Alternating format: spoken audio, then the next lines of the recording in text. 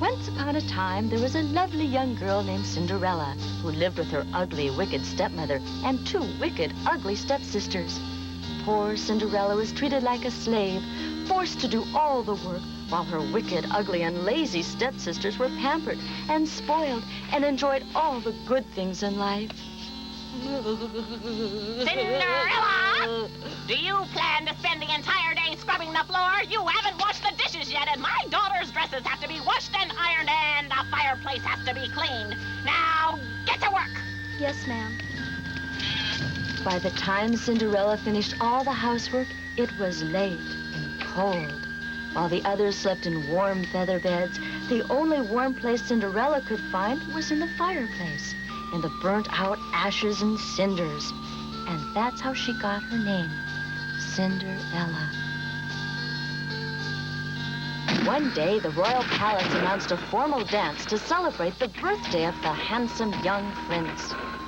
The two sisters were fitted with fine, beautiful gowns for the royal ball. They wanted to look their best in hopes the prince would notice them. No, stupid! My daughters wear only golden slippers to a royal event. No wonder I won't let you go. You'd embarrass us with your stupidity. And Cinderella was left behind as everyone else went to the ball.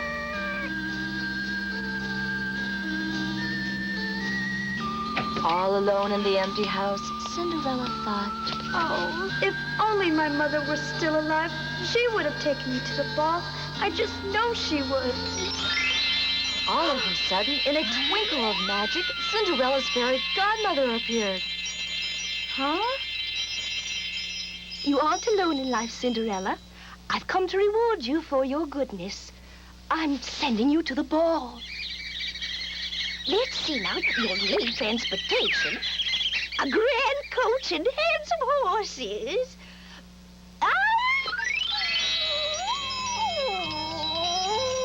Cinderella watched in wonder as the ordinary pumpkin was turned into a beautiful coach. And the startled field mice suddenly found themselves changed into dashing white horses. Cinderella had never seen such a beautiful coach in her life. But who would drive it? The fairy godmother chose Cinderella's most trustworthy and loyal friend for this honor. Ah, and you shall have the finest gown of all.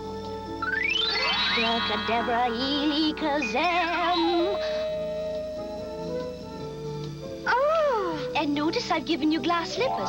Gold is so common. I must warn you, though, you must come home no later than midnight.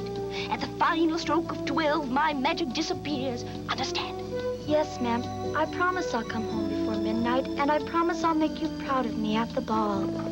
It was a magical dream come true.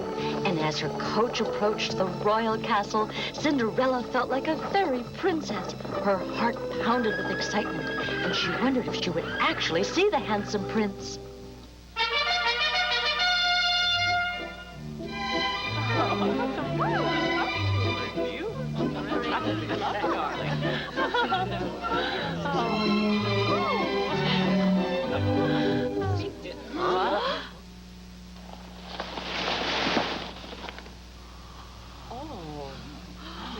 Who's that girl?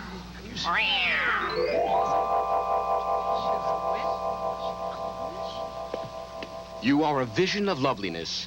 Will you please honor me with this dance? Yes.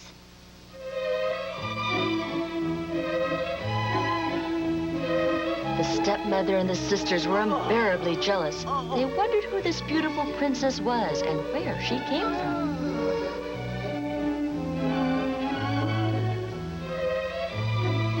This is the girl of my dreams. I can't believe this is really happening.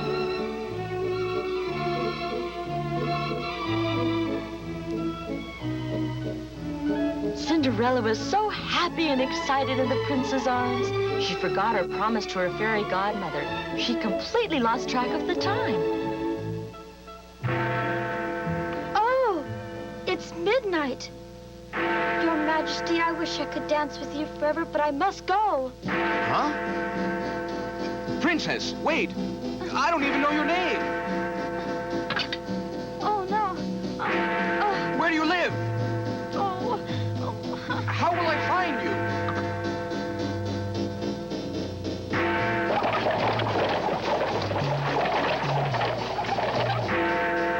At the final stroke of 12, just as the fairy godmother had warned, her magic disappeared and everything returned to its original form.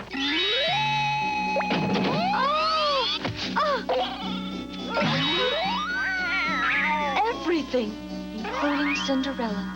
Her magical evening had ended. No longer a princess, she could never hope to see her prince again. And the glass slipper was all the prince had to remind him of the love of his life. His heart felt empty. I must find her. I must. I will never know another happy day until I make her my wife. Forever. But how could he possibly find her? He didn't even know her name, and no one knew anything about her or where she might be found. That's it. That's how I'll find her. The prince sent his men to search the kingdom for the girl whose foot would fit into the glass slipper. And when that girl was found, he promised he would marry her and she would be the princess of the land.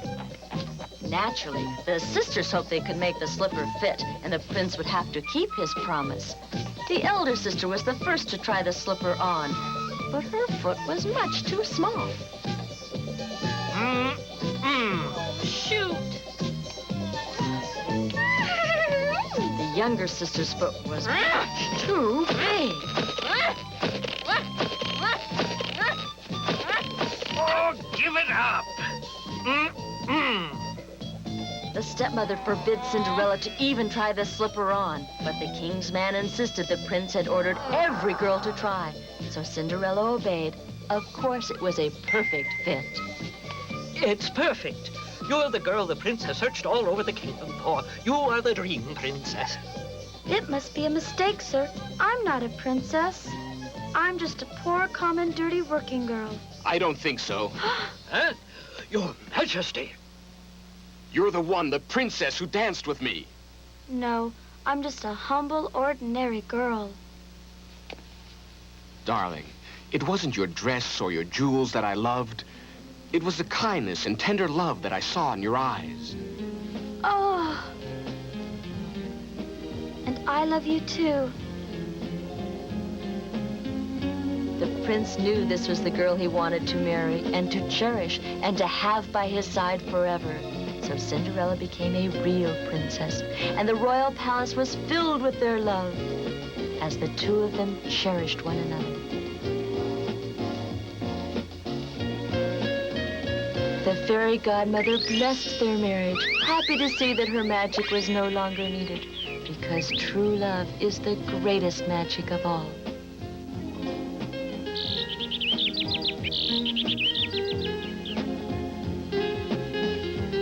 The story of Cinderella teaches us that if your heart is filled with kindness and love, all of your fondest dreams can be made to come true. If you have your true love by your side, nothing else is very important. You don't have to be a prince and a princess. Your love can be your palace, and you, like Cinderella, can live happily ever after.